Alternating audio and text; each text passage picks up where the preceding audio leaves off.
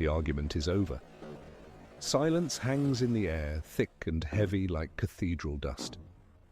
You sit alone. The victor's spoils a bitter taste of confusion and guilt. Her tears have dried, but their ghost remains, a stain on the quiet. You lost. You're not even sure what the fight was about, but you know you lost, because she used the ultimate weapon, the one against which logic has no defense. She looked at you with wide, shimmering eyes and said, "You just don't understand how I feel." And in that moment, all your points, your evidence, your reason, they turned to ash. You were no longer a partner in a disagreement.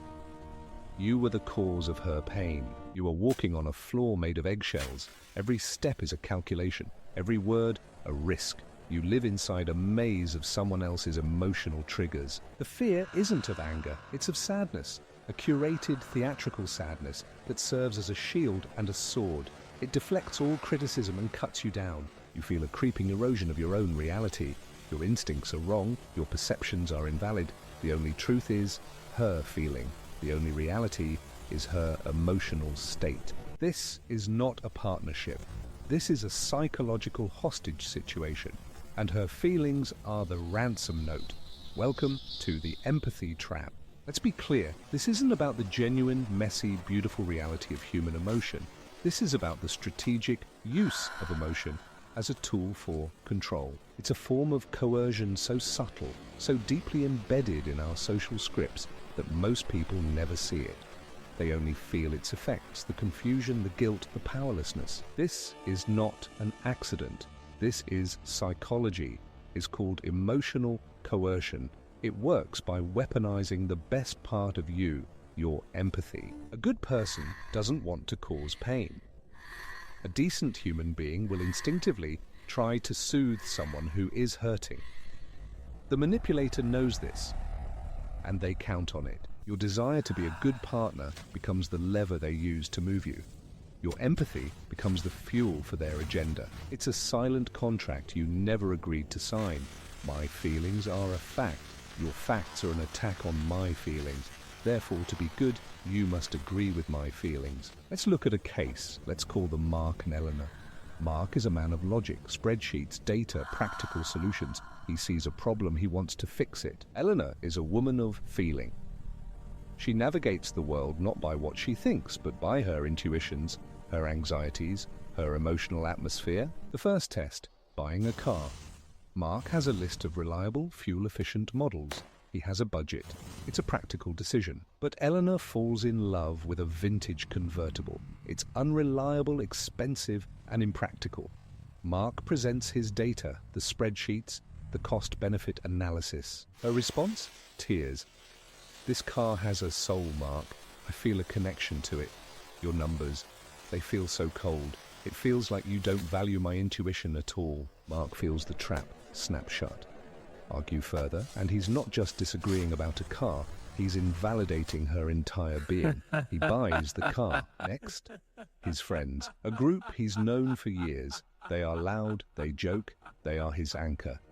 But Eleanor gets a bad feeling from them. There's no specific incident, no concrete reason, just a vibe. Their energy is too abrasive for me, she says, her voice fragile. I feel so drained after we see them. To protect her delicate sensibilities, Mark starts seeing his friends less. The invitations stop. The calls go unanswered. His world shrinks, one bad feeling at a time. The final straw, a promotion, a huge opportunity, but it requires a move to a new city.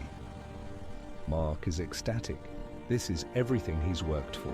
But when he tells Eleanor she doesn't see a skyscraper, she sees a void, she has a full-blown panic attack.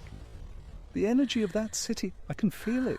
It's wrong for us. It would crush my spirit. Her anxiety is not a point of discussion. It is a veto. Her panic is not a problem to be solved together. It is a wall he cannot pass. He turns down the promotion for her, to keep the peace, to be a good partner. He chooses her feelings over his future. This is the moment of revelation, the point where the pattern becomes so clear, it's blinding, it clicks.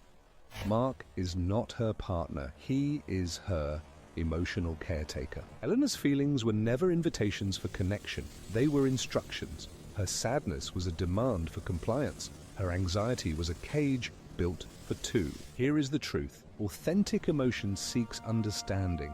It says, "This is how I feel. Can we talk about it?" It opens a door. Weaponized emotion seeks validation without question.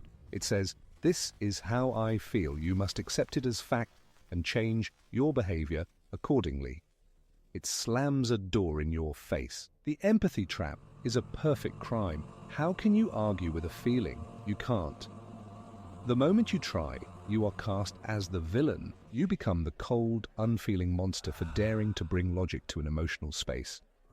You are the abuser for not catering to their every emotional whim. This is the genius of the manipulation. It recasts their control as your failure of empathy, their dictatorship as your emotional incompetence. So how do you escape? You don't escape by becoming heartless. You escape by becoming discerning. The first step is to see the pattern. Detach from the immediate emotional storm. Look at the transaction. What is the feeling achieving? What behavior is it demanding? Then you must set a boundary. You must be willing to stand in the fire of their emotional displeasure. You must hold your ground. Learn this phrase. I can see that you're feeling hurt, and that is not my intention. However, we still need to address the facts of this situation. Be prepared for the backlash. The accusation will be immediate. You're being cold. You're a narcissist. You don't care about me at all. This is the final test. It is an extinction burst. They are doubling down on the one tactic that has always worked. Do not take the bait. Stay calm. True emotional connection is a dialogue, not a monologue. It is a dance between two sovereign individuals, not a master and a servant. The empathy trap thrives in the shadows of good intentions. It poisons relationships by turning care into control and love into leverage. Do not let someone else's emotional performance become your prison. Your mind, your logic, and your own authentic feelings have a right to exist. Break the chains, not by closing your heart, but by opening your eyes.